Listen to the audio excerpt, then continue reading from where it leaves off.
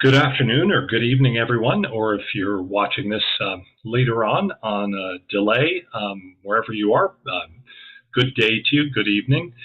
Welcome to the third session in the Royal Philatelic Society of Canada's second Philately 101 series. We have in the past talked about exhibiting. This time we're talking about an introduction to philatelic research. And if you were with us last week, I know you enjoyed Harold Krish's presentation to us, and I'm very sure that you're going to enjoy Rob Fox's as well. Welcome, and we'd like to begin with a couple of customary things that we begin each meeting at the RPSC with. So let's begin with our land acknowledgement. Like many other organizations in Canada, the Board of Directors of the Royal Philatelic Society of Canada has chosen to acknowledge Indigenous peoples in Canada with the following statement. As a step towards reconciliation, the RPSC acknowledges that our national office in Toronto stands on the traditional territory of many First Nations, including the Mississaugas of the Credit, the Anishinaabe, the Chippewa, the Haudenosaunee, and the Wendat peoples, and is now home to many diverse First Nations, Inuit, and Métis peoples. Our national office is also covered by Treaty 13 and the Williams Treaties. Furthermore, we acknowledge that Indigenous people did not give up the lands that they had been on for thousands of years that now constitutes Canada. We also acknowledge that Europeans did not discover Canada or arrive on an uninhabited land. The RPSC acknowledges that Canada is covered by many treaties and modern lands, resources, and self-government agreements with Indigenous peoples, and that the provisions of many of these arrangements remain unfulfilled. The RPSC further acknowledges that many Indigenous peoples in Canada have not had their rights fully recognized and implemented according to the United National Declaration on the Rights of Indigenous Peoples. The RPSC pledges to promote recognition and knowledge of Indigenous peoples in Canada and elsewhere, and their cultures through philately. We will also work towards building positive relations with Indigenous peoples in Canada. So we want to remind you that on November the 9th, we're going to be holding our first joint postal history symposium with the Postal History Society of Canada. And this is going to be a really exciting event. I'll give you more information at the end of the program today on how you can access this.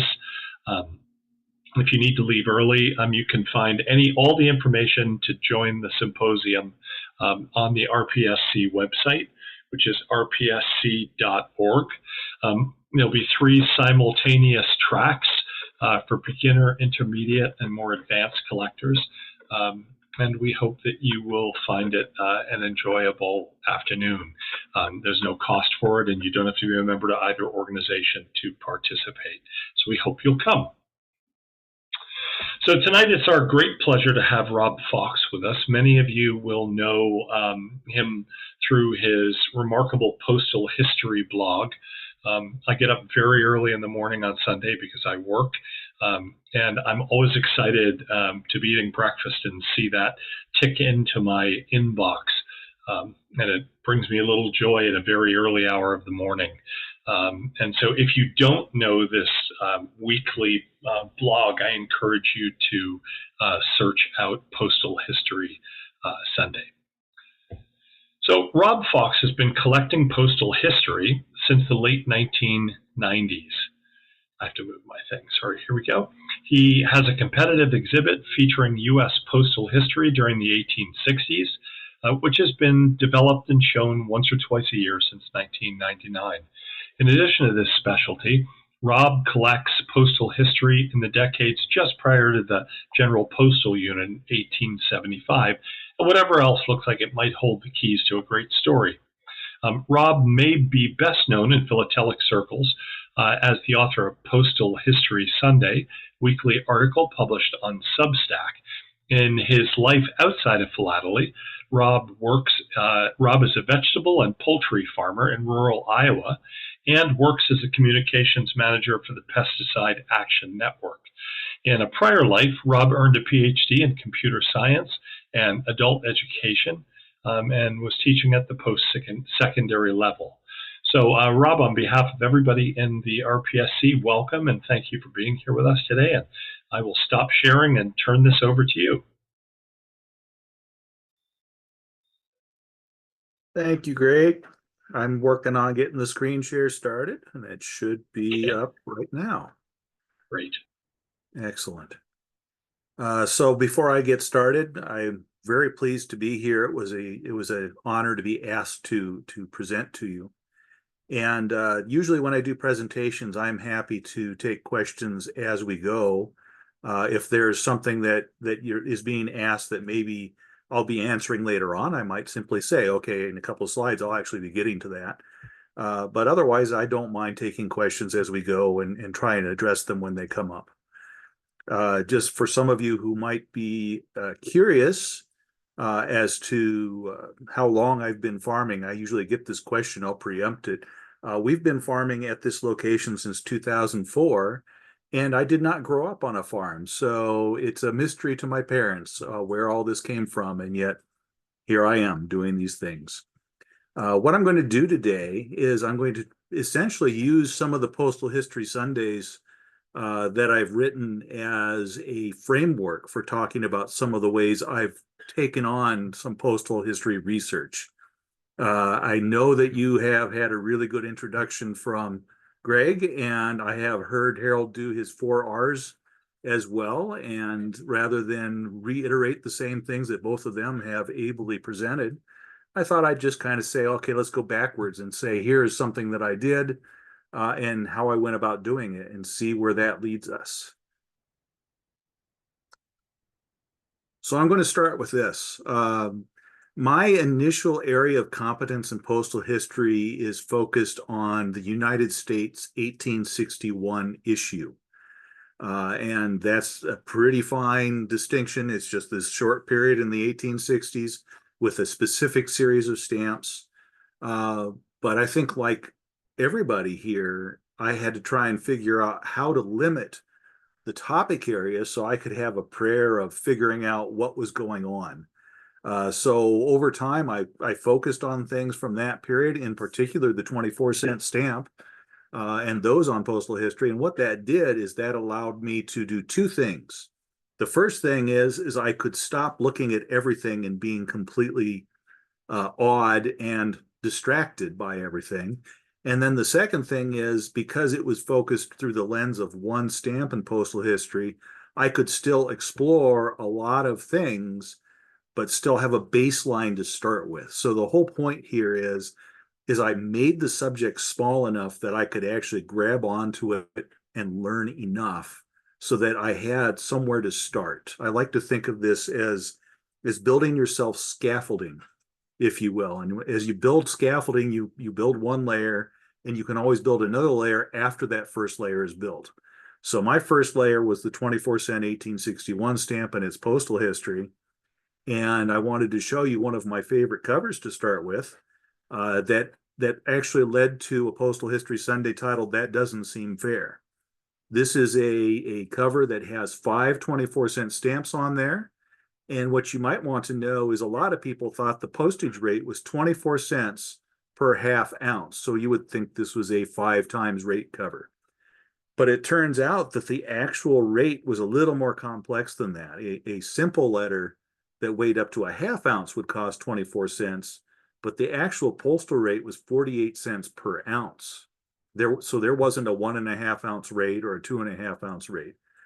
Even though the person who mailed this letter was thinking, well, gee, I think this weighs between 2.5 ounces, so I should put 5 24-cent stamps on there, and that should be fine.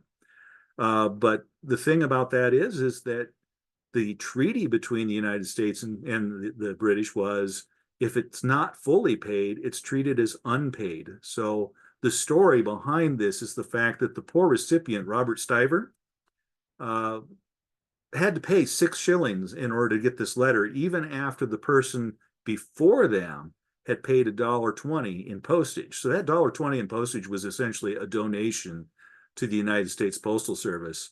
And then 6 shillings still went to the British Postal Service.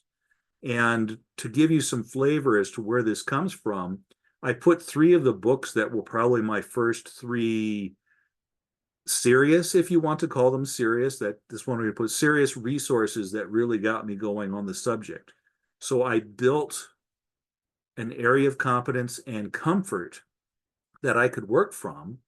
And essentially, what ended up happening with this particular article is all I had to do was just write it because I had become so comfortable with it.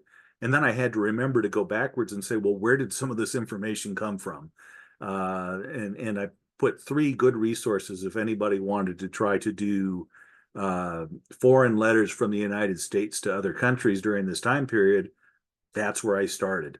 I will be honest with you that the hardest book is not a put up your feet and read it from front to back. In fact, probably none of these are. The Starnes and Hubbard and Winter books are just definitely reference books. The hardest book is probably the one that you would be most likely to read, but it is not an entirely entertaining read, shall we say. But they're all very useful and they all provide us with excellent insights as to what's going on. Now we'll get a little bit more interesting. So one of the things that happens as you have more expertise in a small area is you can do one of two things. You can either expand out or you can dig deeper. And in this case, I decided that I liked the subject enough. I actually started exhibiting it, and that encouraged me to dig deeper in some cases. So here's an example. I've got two covers here that are going from the United States to Switzerland. The one on the left uh, actually went to the United States or went from the United States to Switzerland before the rate changed. So the postage rate was 35 cents per half ounce, and then it changed to 33 cents per half ounce. And if you add up the postage that's on there, they're both properly paid. One has 35 cents in postage, the other has 33 cents in postage. So a lot of us would say, you know what, that's probably enough. I know they're paid properly. I know they went from here to there. Maybe I could use Richard Winter's book on the transatlantic mail sailings and figure out what ship took it. I could read the markings and tell you which place it was at and when it was at. But I wanted to try to understand everything on this cover as best as I could. For example, if you look at the cover on the left, there's a marking written in, or there's words written in German that tell us that it's from the Swiss consulate in Philadelphia.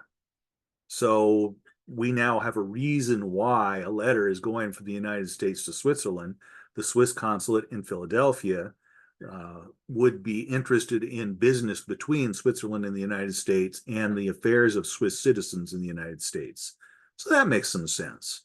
But one of the things that didn't make sense that I initially ignored because it seemed like the covers were pretty much properly paid were those markings that are just little scrawls. One of them is in red that has a 3, and the one below it has a 6. And if you look more closely, there's kind of a purplish ink that says F1 on the first one and another one that says F2 on the second one. That's actually a clue to something different that's going on here that the United States didn't care about, but Switzerland and the German states did care about. The first letter went to Zurich, which would be in northern Switzerland, and then the second one went to southern Switzerland. And it turns out Switzerland was actually broken out into 2 rayons or zones. And the Swiss zone that was to the south actually cost more postage to get from the German states in the north down to that area of Switzerland. So the amount of money that the Swiss post expected to get was actually higher for the second letter.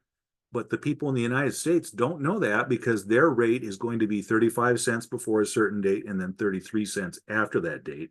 It did not get adjusted for the zone in Switzerland. So this was all between the German states, the Prussian mails, and between the Swiss behind the scenes, and we get evidence of that with these markings. And that's kind of fun because now I can say that I can look at both of these envelopes and I can explain all of the markings, all of the writing, And that's when I know I've reached a full level of understanding. So now I'm going to show you that I don't always know what's going on. Here's another letter. This one went from the United States to the United Kingdom. And I was trying to write a Postal History Sunday talking about how letters got delivered. And so I thought, well, this one has a address on it, and typically a full address saying this person is here usually means a carrier got the letter to the individual at the time of the 1860s. And so I wanted to just illustrate that. So I thought it would be a simple matter to trace down the addressee because I have all the information there. And unfortunately, what happened is I had been looking at French postal history and I thought it said Mrs. W.H. Channing at Rue de Salers. So Rue would be French for street, and I thought that was a street name. So I went to some maps and started trying to look for this particular house. And you'll notice that the name is the Roslyn Manse. And the insets I have there show you a couple of maps. And the name Roslyn is very, very prominent for this area in Hampstead near London. So I thought I was in the right place, and in fact I was. But it turns out that my knowledge was not complete. A manse would be essentially the house where the Unitarian minister would be living for the Unitarian chapel.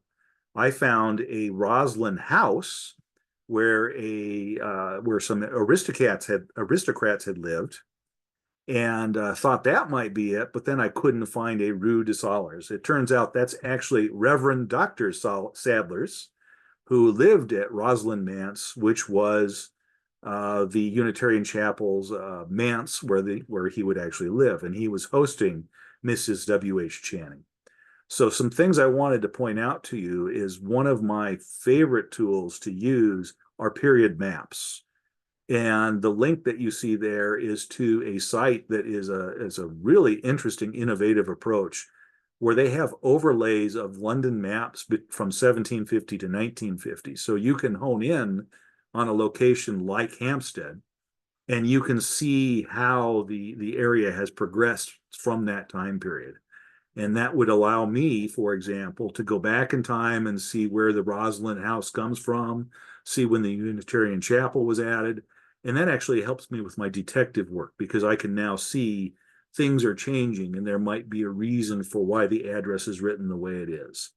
The other interesting thing I wanted to point out is that there are, especially in Europe, a plethora of volumes that talk about the histories of in neighborhoods and towns and counties. You just have to be able to find them. And the hard part for that is trying to figure out what are the search terms that you need. And so I know a lot of you use Google, but I found that I'm starting to use DuckDuckGo a little bit more because Google seems to throw up a whole bunch of sponsored links first, even for research terms like I'm trying to use, where I'm trying to find Roslyn House in Hampstead in the 1860s. I still end up having to wade through things that have nothing to do with it. So a couple of hints for you is that I find that usually the second page of Google results are when the good things start popping up. So don't just look at page one. Take a look at pages 2, 3, and 4 as you're digging through your links because you'll find the real gems there. Like this article by Edward Walford about Old New London, where I was able to find out details about this neighborhood that helped me track down where W.H. Channing's wife would be. So that's one of the things that I wanted to point out. DuckDuckGo, you don't necessarily have to dig quite as deep, but its search engines are not as friendly necessarily sometimes for historical research. At least you don't have to wade through all the commercial things. Here's another one that I had a lot of fun with. I have other areas of competence, as was noted in the bio.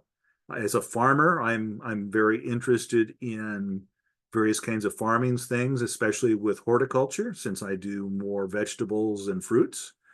And so, of course, I find things that have something to do with agriculture or horticulture, and those pieces of postal history talk to me.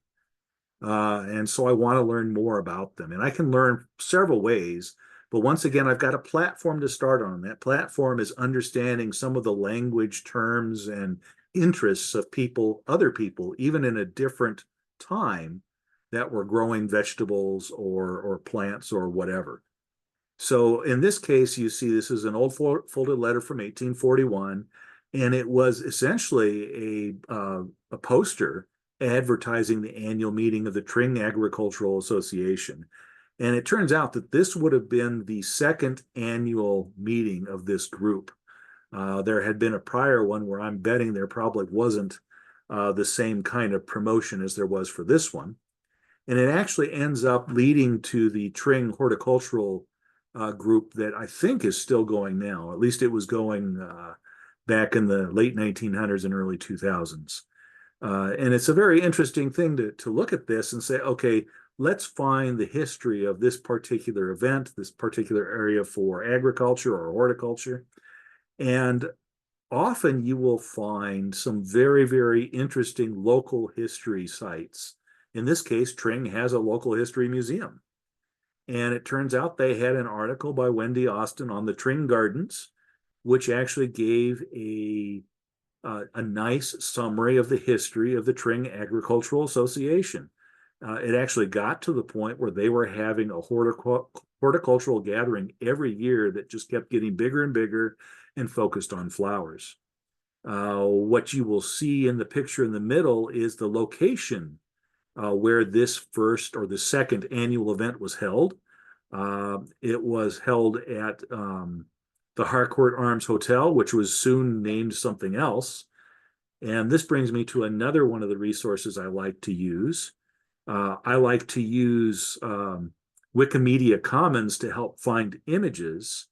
But the trick with that is you could certainly use the image from Wikimedia Commons, but usually what happens is you can find a better series of search terms from that. For example, you could find out who's the person who took the photo and what's the exact name of the image or what's the exact date. And you can enter those things as search terms. And what you can do then is find the original resource where the image came from. And that's one of the things I like to do because now you can verify that the information you're getting is more accurate. As you get closer to the actual time that of the event that you're trying to write about or trying to research, you want to try and get as close to a primary resource as you can. And so I find Wikipedia and Wikimedia are both useful, but I use them to try and refine my search so I can find a better resource that is a bit more reliable. Not that either of them is bad. I'm just saying that I like to try and get closer to the root if I can. I'm also going to call out the Great Britain Postal Society. They have all kinds of rates and information, and they have scanned in books like the one by John Hendy that talks about the history of the early postmarks of the British Isles. That's outside my expertise, but because that book is online and handy, I was able to talk about the markings on this piece of postal history with some level of competence. The competence is borrowed. I wouldn't say that I could immediately tell you everything about it by just looking at it myself. But that's the whole point of this is we're trying to find resources that can help us understand. And if we understand better, then we can do some explaining as well. So go to that site. It's full of all kinds of interesting and useful things. And I'm guessing some of you already do. Here's a completely different one. This goes back to the 1861 United States stuff. And I try to expand things out, but at least now you know why I've got so much of a focus in that area. In this case, this is a cover that has a 3-cent stamp that would pay the internal rate for the United States at the time. And there's also an adhesive for a local post called Blood's Dispatch, and that would pay an additional couple cents for them to carry the letter to the mail, and then it would get delivered. So it was taken by Blood's Dispatch in Philadelphia. The Philadelphia Post then sent it on to Washington, D.C. And over on the left, you'll notice that there is a design for some of the post boxes that were starting to show up in the bigger cities in the United States, like New York and Philadelphia at that time. And that's an actual image from the patent application. So you can kind of see what it looks like. And I got that image from the Smithsonian. In the United States, for United States materials, the Smithsonian website is a good place to go sometimes. But here's one of the things you have to remember when you go to museums or some of these specialist sites. They often do exhibits, and the exhibit typically has a period of time when it's active, and then they take the exhibit down and replace it with another one. So sometimes what you'll do is I will do is I will put a link to it, and then a couple years later I'll try and go to that link and I will find it's no longer there. Some of them, like the Smithsonian, often just move the exhibit to some sort of an archive, and you can find it again. Others, like for example, maybe the Tring example I showed you earlier, they may actually just take it all the way down, and it could be gone. And this is one of the downsides of all the resources on the web. Is it's very easy for them, easy relatively speaking, for them to show up. And it's also very easy for them to go away. So that's one of the issues we sometimes have with these.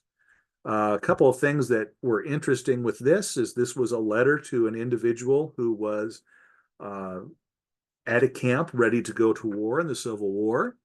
And one of the things I learned as I did a little more research is it was not uncommon for whole families to be at these camps before the soldiers actually left to battle. And sometimes families would follow them and have camps nearby. And there you see an image to the right. The image does not feature the actual individual the letter was written to. It's just a sample of showing some families that actually did some cooking and cleaning and other camp duties in order to stay with the person who was in the regiment for fighting in the war. A few interesting things here. The U.S. Philatelic Classic Society has many interesting resources. A lot of them are behind the paywall.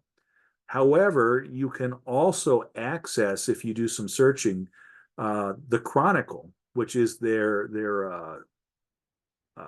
journal. You can access old articles of the journal and find some very well-written details on things like Blood's Penny Post. And that link that you see there would take you to an article discussing the history of Bloods if you were interested. Another place in the United States, and I'm sure this would be true for Canada, for example, in World War I, there are many sites that are dedicated to the military and military history. So you can often find some details about a company or a regiment or an individual by finding those sites.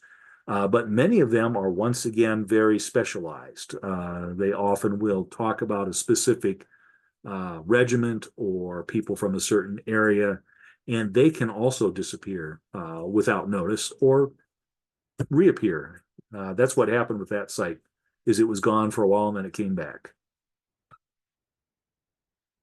All right, here's a new one. This one is also related to the military. And I wanted to show you this one because this is sometimes where life gets very interesting as a person who's researching postal history. The cover on the left is interesting because it was sent initially to Dubuque, Iowa, which is not far from where I live, about an hour's drive. And of course, that's my initial attraction to it, is it's like, oh, Iowa, that's interesting. It was sent to a Colonel Heath, who had apparently moved on to Washington, D.C. at the time. And it's interesting because it was forwarded free because it was a military post issue. So they had free forwarding at the time. But what's really interesting about this is I took a look at the contents and was able to read them. This is not always possible.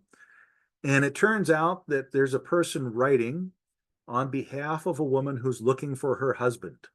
A Mr. Joseph Cooper was serving with the 7th Iowa Cavalry, was from Madison, Wisconsin, and was a veterinary surgeon or a medical assistant, and she had not heard from him since December, and wanted to know what happened. Where is this person?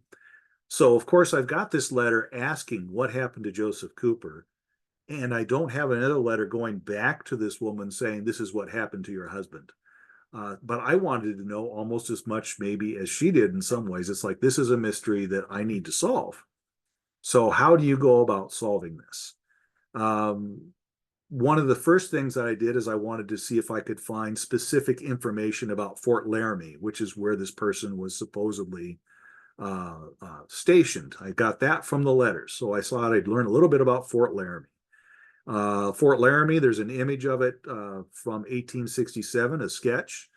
Was a pretty desolate looking place. There were not a lot of um, people there who were not Native Americans. And so, and they were not necessarily going to get along with the white settlers in that location. And this, we're talking about December 1866. It's going to be cold, possibly snowy. And the letter tells us that the last time Joseph Cooper was seen was Christmas Eve of 1865 or 66, I guess. No, 65. And hadn't been heard from since. And we can think about that a little bit and say, okay, it was probably very cold. If you left the fort by yourself, not only would you be exposed to the elements, it's entirely possible you would be exposed to people who are not happy to see you there. So prognosis is probably not very good for Joseph Cooper. So once again, I was able to find some things for the Iowa Cavalry. I also used Find a Grave, which is sometimes a very good place to go. You can't always trust that they have the right pictures or the right information, but the people who do put information in there do want to get things as accurate as they can. So it's a good place to go. In the end, I was able to learn everything from uh, getting a picture of what the Christmas party might have been like. Prairie Rose Publications is actually a publication that does novels. And the novelist who had written a story that was set in Fort Laramie actually did research on what Christmas at Fort Laramie during the 1860s would have been like. And so they shared some of their research knowledge at that particular link. So I was able to get an idea of what it might have been like at that time. In the end, I was able to find both the grave for Joseph Cooper. I was also find his wife's grave, which actually had more information about Joseph himself. And it turns out that Joseph was a deserter, or at least he was um, labeled as a deserter in the official record. There is no record what exactly happened to Joseph Cooper. Was he found dead eventually, maybe due to exposure or some other thing, or was he summarily hanged because he was a deserter? That's information I don't have. But this was quite a interesting chase to chase that one down. So I mentioned Wikipedia is only a start, and I wanted to mention a couple of other things that I've actually found some real useful information on. What you see here is a box that was mailed in the 1930s, and it's not a very large box, but it actually has a patented box design on here. And I was really interested in finding out, well, what was that patent? What was it about this box that was being patented? And it turns out I was able to find the patent holder was K.F. Berthold, and the patent was for this particular kind of fastener. So the top of the box would slide over those fasteners, and then you would bend them down to hold the lid in place so it could go through the postal services and not come off. A couple of places that I think would be good for people to know how to find things is going to HathiTrust. HathiTrust often hosts all kinds of original resources that could be very useful to you, not just the index of patents that I cite here. So HathiTrust has a lot of interesting and useful things that you may find yourself using. And then the US Patent Office has a basic search tool. So I was actually able to find the patent application for this item by going there. So I started with the index at HathiTrust, which allowed me to refine my search and find the US Patent Office search tool. And then I was actually able to find the actual box, the actual patent.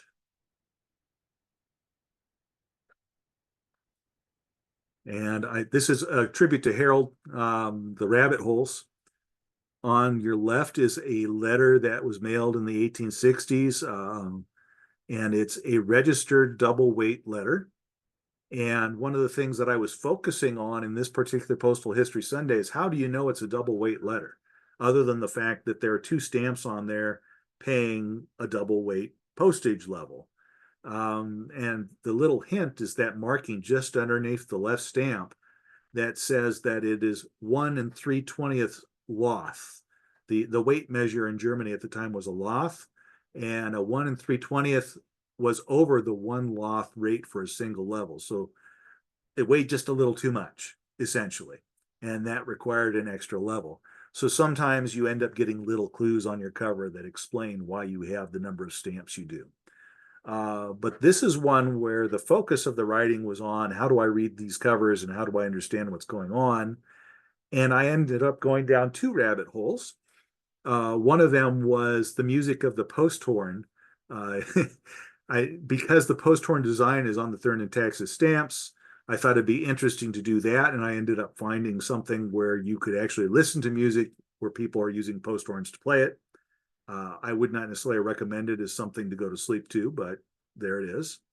The other one was that there is a building that is often referred to as the Mouse Tower, and it's partly probably a misinterpretation of an older pronunciation of what it was. But Richard Southey actually wrote a poem explaining that the reason it's called the Mouse Tower is there was a wicked bishop who it was during a time when there was a drought and there was food shortages. So to deal with the food shortage, the wicked bishop encouraged all of the poor to come into a building to get food. He had them locked in and then burned the building down. That way there would be fewer people that had to eat. And then he went to the Mouse Tower, pursued by a horde of mice who were attempting to chase him for his bad deeds. And they end up getting into the Mouse Tower and consuming the bishop for his bad deeds. So that's the story, at least put forth by Robert Southey. And that explains exactly how crazy a rabbit hole can get.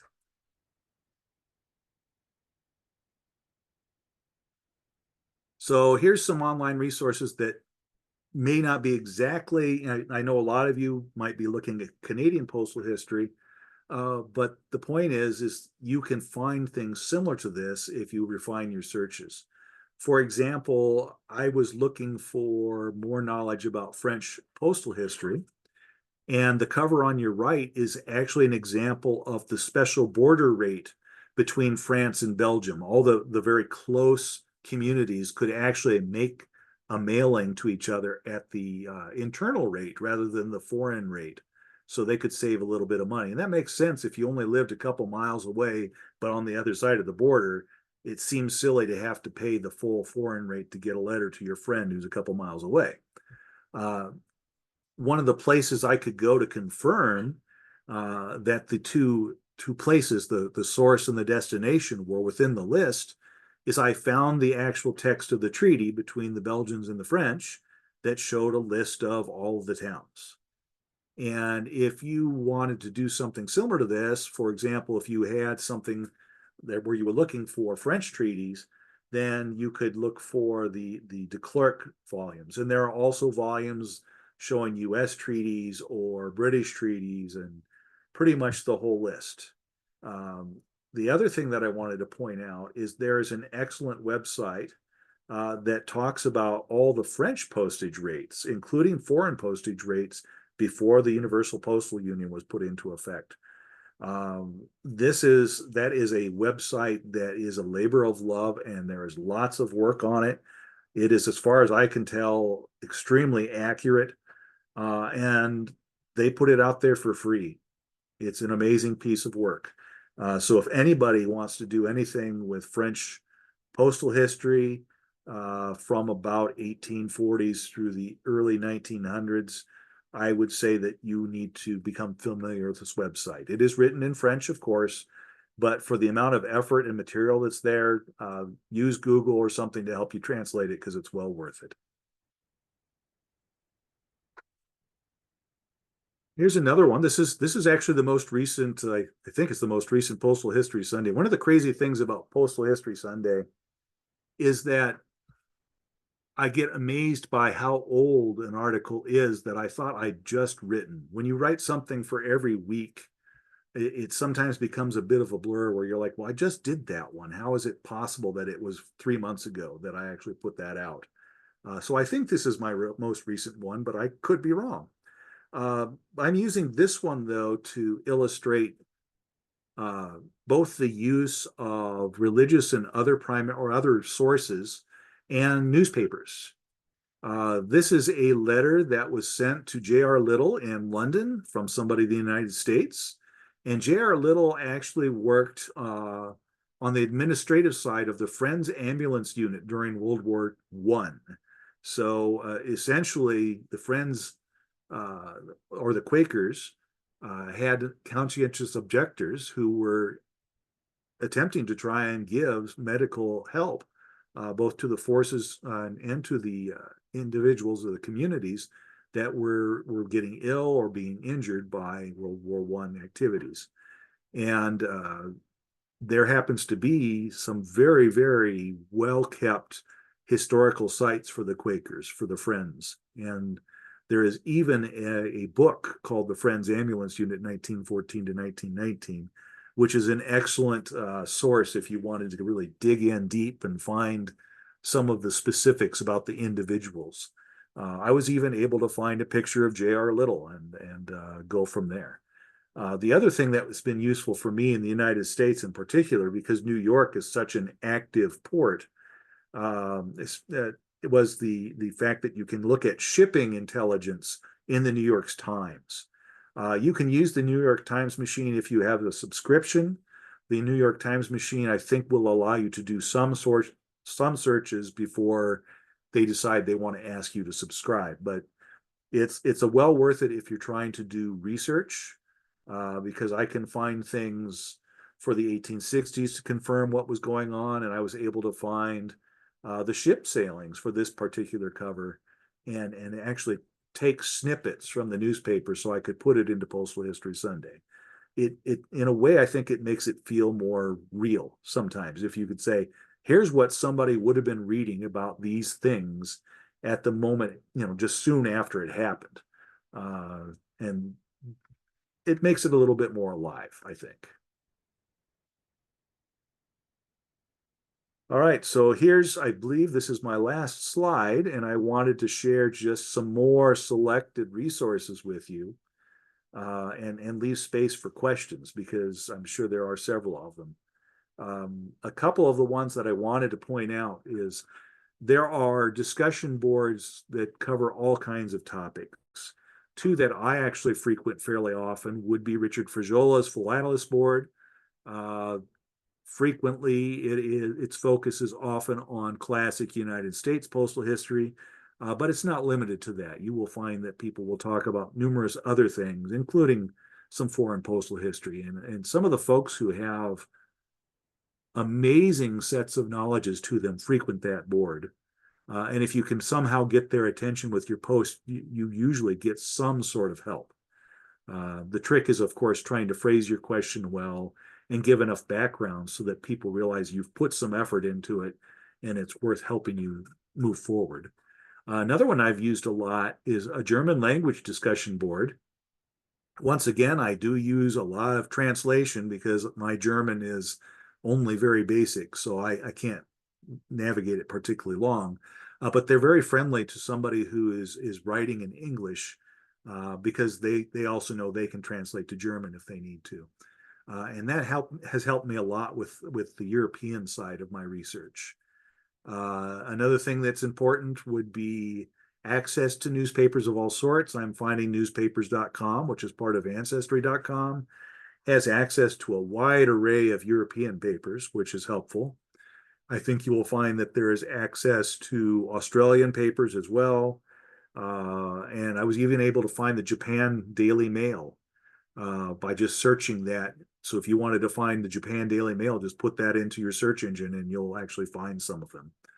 Uh, Different maps, Internet resources, David Rumsey's map collection, all of the above are really useful and interesting. And if you're interested in Postal History Sunday, I've included a link there. I invite you to join. It is a free Substack subscription, and I intend to keep it that way. I may actually turn on paid subscriptions for those who are willing to make a donation to the cause, but I intend to keep the weekly entries as free to anyone who would enjoy them. And if you wish to contact me, you see my email below. Does anybody have questions at this point in time? We do have one question. By the way, thank you so much for that. That was really fascinating. And I love the fact that even though the information that you gave is directed towards the U.S., I know that we have resources that are very similar in Canada. So it's actually very helpful to be prompted to look for things like that. So that was a real treat. So the question is on slide 11, why is the stamp here hidden? This slide right here? Yeah. Okay. Why is that stamp hidden or partially covered up? That's a really great question. There are a couple neat things about that you probably can't see on the slide, but one is there's actually pencil writing on that stamp. The numbers 138 and I'm guessing a 6 are actually written on the stamp. And that matches the registration number on the purple hand stamp, 1386. So what we need to remember is this is World War I, and the British were censoring things coming from neutral countries, which the United States was neutral at that time. And so one of the things they may have decided to check on some letters is there a hidden message on the other underside of the stamp? So stamps were sometimes lifted by censorship.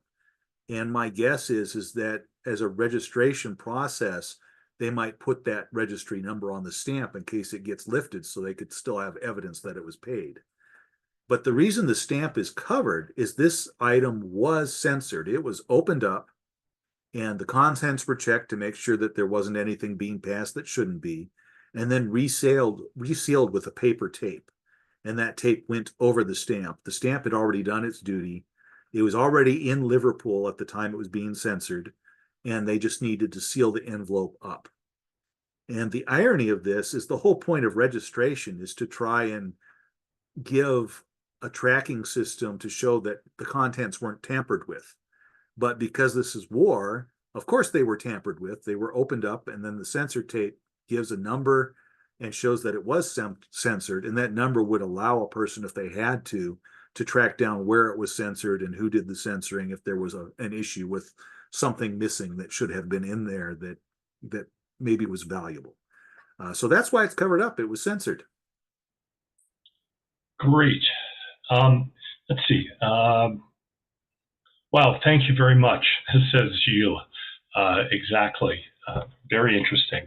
I'm always interested in people's origin stories. I know you talked a little bit about deciding smartly to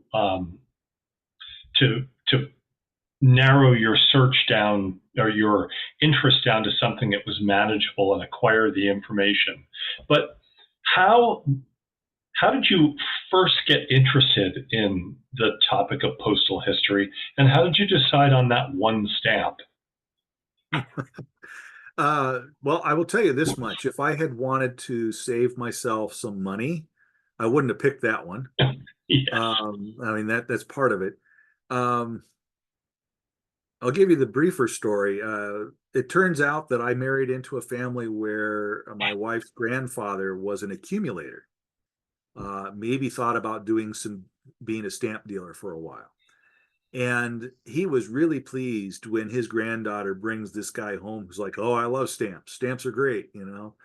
And he showed me some of the boxes of things that he had that were unsorted, and I saw things in those boxes I'd never thought I would see ever in my life, including some 1861 stamps. Now you can guess why he was so free with saying take whatever you want out of the box. They were fillers, you know, they had chunks out and they were ugly. But I saw a 24-cent stamp in there. I said, "What a beautiful design." Yeah. It's complex. It's finely engraved. The color attracted me because I must have seen one of the better lilac colors when I saw the first one instead of some of the gray or drab color changelings. So I was instantly attracted to it.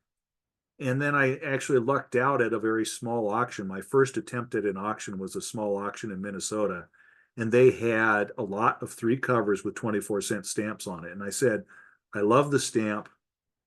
I'll put a bid in on it. And I actually got three covers for $50.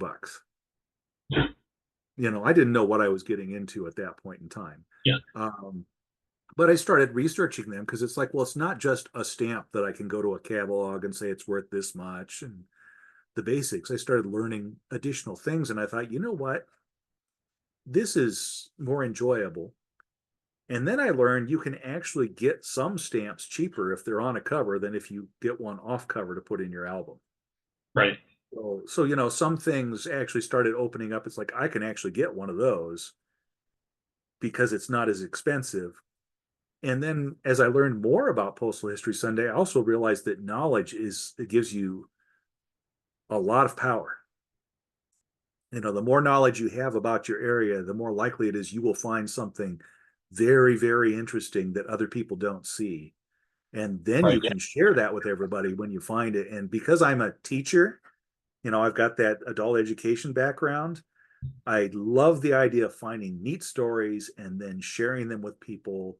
Uh, and so it just attracts to my personality. Stamp collecting is great, but postal history collecting allowed me to really expand into the rest of me, if you will.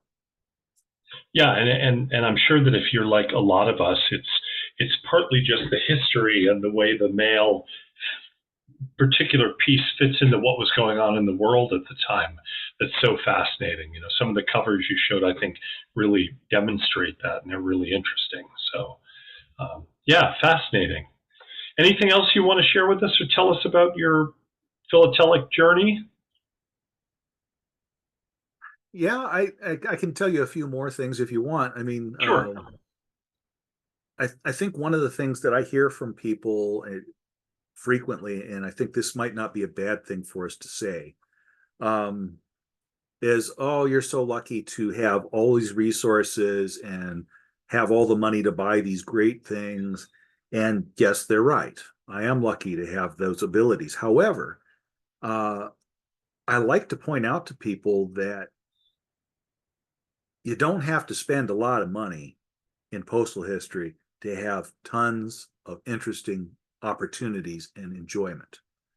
Right. Uh, some of these covers that I shared today, for example, the Friends Ambulance cover, that was $2. That was a $2 purchase in a $2 box.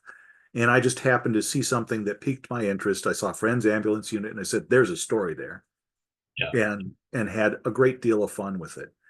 But also some of the things, as I was saying before, that you might think are well beyond your ability to purchase.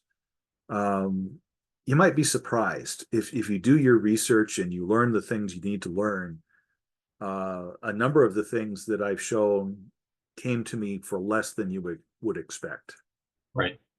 And that comes from the postal history research and getting really good at it. So it's just encouragement, folks. Yeah. Encouragement. I think you will find all kinds of treasures out there without having to just pay top dollar for it. Well, it's somebody said on another webcast that I was on, you have to remember the small queens of Canada and large queens of Canada, which have been researched, as about as deeply as anything can be in this country. They were at one time stamps that were 10 or 20 years old, you know? And so I find that it's fascinating sometimes to start to collect something that interests you that's pretty recent, because you have no idea where the next small queens or the centennial stamps of Canada are going to come from. Which issue is going to be the one. And so by collecting things that are more recent that most people don't want, you can put together a really interesting, nice collection, you know. And that's where we started in this series, because I talked about the 1922 King Albert the First issue of Belgium, their 3 centimes stamp.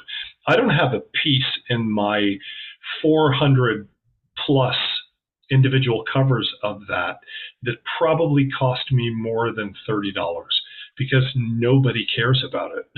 They think it's an insignificant little stamp, but to me, it's really a fascinating subject. So I think your advice is well taken. Our United States similar thing to the small queens would be the Prexys, the presidential Right. series. That is now, it's hard to find things there that don't cost money because it's gotten interesting to people. But transport me back 20 years ago, I could have gotten anything I wanted practically in the dollar boxes. Yeah. And it doesn't have to be new. There's a reason I actually succeeded with the 24-cent stamp. The people who had prior been collecting it with a lot of attention had passed on or had gotten rid of their collections. So now suddenly Right. there was a void that somebody like me could take advantage of things at a low demand.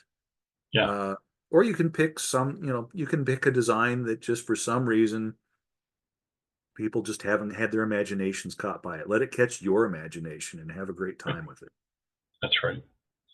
Well, that seems like a fantastic point at which to end our sharing tonight. So, Rob, thank you so much for doing this for us. I have learned a great deal myself, and I'm always fascinated, and I really do love your blog. So I encourage everybody, if you want to catch how deeply you can research one cover and be inspired by it, make sure you subscribe to Rob's excellent blog. And thanks so much, Rob.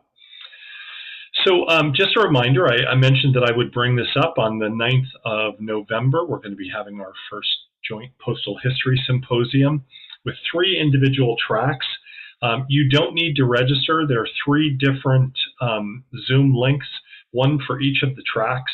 They're all available. So if you want to jump from one track to another or perish the thought, somebody starts talking and it's not quite as interesting or what you thought it was going to be, you can always jump over to another track. So all of that information can be found on the RPSC website, which is rpsc.org. And I really hope that we'll see a lot of you there and we can carry on our burgeoning interest in things in terms of postal history. So thanks again, everybody. And Rob, thank you one more time. And everyone have a lovely evening. And we'll see you all soon.